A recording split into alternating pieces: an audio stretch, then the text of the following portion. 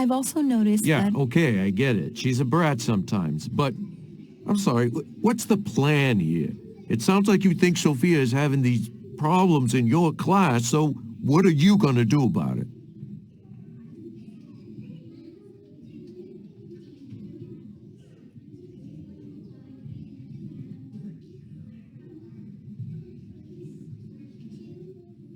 Well, he's upset. That's okay.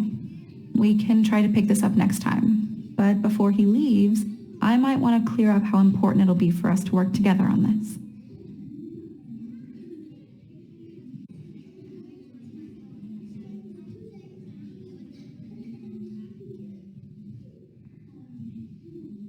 I will do whatever I can to help Sophia in class.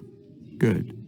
If you have any thoughts on what works well for you at home that I could try in class, I'd love to hear them.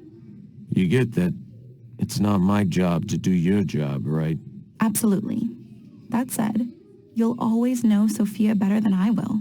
When we work together, I can use your experience to make the classroom feel as comfortable for her as possible. All right, I get that.